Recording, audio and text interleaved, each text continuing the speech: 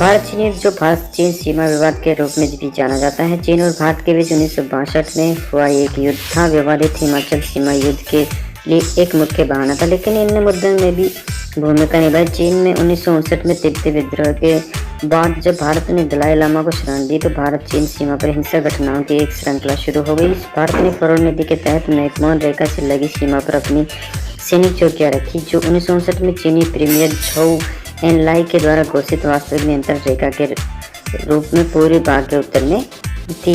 चीनी सेना ने 20 अक्टूबर 1962 को लद्दाख में और मैकमोहन रेखा के पार एक साथ हमले शुरू किए। चीनी सेना दोनों मोर्चों में भारतीय बलों पर उन्नत साबित हुई और पश्चिमी क्षेत्र में चुशुल में रेजांगला एवं पूर्व में तवांग पर अवैध कब्जा कर लिया। चीन ने 20 नवंबर 1962 को युद्ध विराम की घोषणा कर दी और साथ ही विवादितों दो क्षेत्रों में से एक से अपनी वापसी की घोषणा भी की। हालांकि अक्साई चीन से भारतीय पोस्ट और गश्ती दल हटा दिए गए थे, जो संघर्ष के अंत के बाद प्रत्यक्ष रूप से चीनी नियंत्रण में चला गया। भारत चीन युद्ध कठोर परिस्थितियों में हुई लड़ाई के लिए उल्लेखनीय है। इस युद्ध में ज्यादातर लड़ाई 4250 मीटर यानी 14,000 फुट से अधिक ऊंचाई पर लड़ी गई। इस प्रकार की परिस्थितियों ने दोनों पक्षों के लिए रसद और अन्य लॉजिस्टिक समस्याएं प्रस्तुत की। इस युद्ध में चीनी और भारतीय दोनों पक्ष द्वारा नौसेना या वायुसेना का उपयोग नहीं किया गया। चीन और भारत के बीच एक लंबी सीमा है, जो नेपाल और भूटान के द्वारा 3 अनुभागों में फैला हुआ है। यह सीमा हिमालय पर्वतों से लगी हुई है, जो बर्मा एवं तत्कालीन पश्चिमी पाकिस्तान, आधुनिक पाकिस्तान तक फैली है। इस सीमा पर कई विवादित क्षेत्र अवस्थित हैं। पश्चिमी छोर में अक्साई चीन क्षेत्र है, जो स्विट्जरलैंड के आकार का है। यह क्षेत्र चीनी स्वायत्त क्षेत्र जिंगजियांग और तिब्बत, जिसे चीन के 1965 में एक स्वायत्त क्षेत्र घोषित किया, के बीच स्थित है।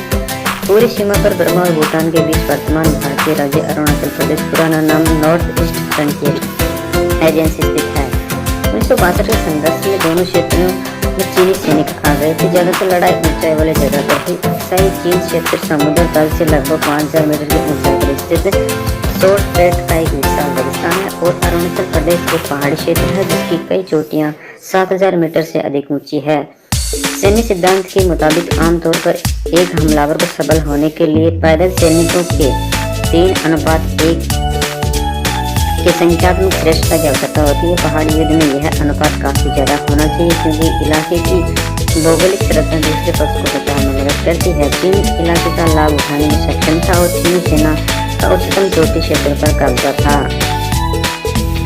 चीनी सरकारी सैन्य इतिहास के अनुसार इस युद्ध से चीन की अपनी पश्चिमी क्षेत्र की सीमा की रक्षा के नीति के लक्ष्यों को हासिल किया। हालांकि चीन ने अक्साई चीन का वास्तविक नियंत्रण रेखा बनाए रखा। युद्ध के बाद भारत ने फॉरवर्ड नीति को त्याग दिया और वास्तविक नियंत्रण रेखा वास्तविक सीमाओं में परिवर्तित हो गई। युद्ध के बाद भारतीय सेना में व्यापक बदलाव आए और भविष्य में इसी तरह के संघर्ष के लिए तैयार रहने की जरूरत महसूस की गई। युद्ध से भारतीय प्रधानमंत्री जवाहरलाल नेहरू पर दबाव आया, जिन्हें भारत पर चीनी हमले की आशंका असफल रहने के लिए जिम्मेदारी के रूप में देखा गया। भारतीयों में देशभक्ति की भारी लहर उठनी शुरू हो गई और युद्ध में शहीद हुए भारतीय सैनिकों के लिए कई स्मारक बनाए गए। यकीनन मुख्य सबक जो भारत ने युद्ध से सीखा था, वह है अपनी ही देश को मजबूत करने की जरूरत और चीन के साथ नेहरू की भाईचारा